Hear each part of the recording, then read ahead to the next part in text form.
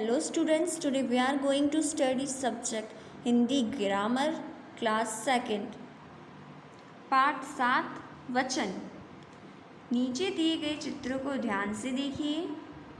घोड़ा, घोड़े, तितली, तितलियाँ, किताब, किताबें, गेंद, गेंदें, तोता, तोते, गुड़िया, गुड़ियाँ। ऊपर दिए गए चित्रों को देखकर व उनके नीचे लिखे शब्दों को पढ़कर आप समझ गए होंगे कि घोड़ा, तितली, किताब, गेंद, तोता तथा गुड़िया शब्द एक संख्या में होने का बोध कर रहे हैं, जबकि घोड़े, तितलियाँ, किताबें, गेंदें, तोते तथा गुड़िया शब्दों से एक से अधिक होने का बोध कर रहे हैं।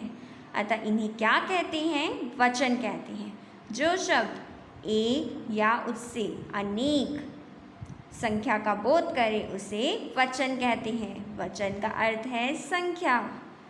संज्ञा शब्द के जिस रूप से उसके एक या उसके अनेक होने का पता चले उसे वचन कहते हैं। वचन किसे कहते हैं?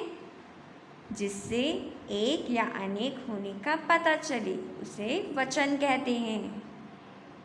जैसे कि यहाँ पे पता चल रहा है, एक वचन, अनेक बहुवचन। तो ये एक है, अनेक, एक, अनेक, एक, अनेक। तो ये सब पता चल रहा है कि ये एक वचन के अंदर आता है, मीन्स एक, एंड ये अनेक, जिससे एक या अनेक होने का पता चले उसे वचन कहते हैं। वचन के दो भेद होते हैं। वचन के कितने भेद होते हैं? दो भेद होते हैं, एक वचन, बहुवचन। अब एक वचन किसे कहते हैं? जिसके अंदर एक ही संख्या का पता चलता है उसे एक वचन कहते हैं। एंड बहुवचन किसे कहते हैं? जिसके अंदर बहुत सारी मीन्स अनेक संख्याओं का पता चलता है उसे बहुवचन कहते हैं। अपनी संख्या एक बताने वाले शब्द एक वचन कहलाते हैं तथा अपनी संख्या दो या दो से अधिक बताने वाले शब्द बहुवचन कहलाते हैं। तो इससे आपको क्लियर हो गया, एक वचन के अंदर एक संख्या का पता चलता है और बहुवचन के अंदर अनेक संख्या का पता चलता है, अर्थात दो या दो से अधिक संख्या के बारे में यहाँ पे बात होती है। तो एक वचन के अंदर एक संख्या और बहुवचन के अंदर दो या दो से अधिक संख्या के बारे में पता चलता है। कुछ एक वचन और बहुवचन शब्द यहाँ दिए जा रहे हैं, इन्हें पढ़िए। एक वचन, बहुवचन।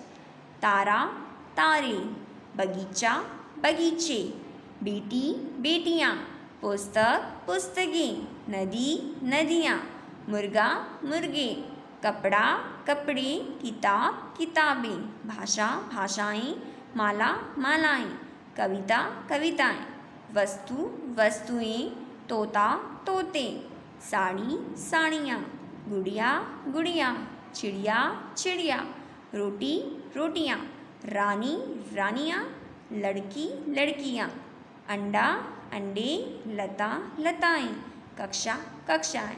अब आपको इसमें पता चल रहा है जो एक शब्द का बोध हो रहा है, जिसमें एक संख्या का बोध हो रहा है वो एक वचन, जिसमें बहुत सारे संख्याओं का बोध हो रहा है वो बहुवचन कहलाता है।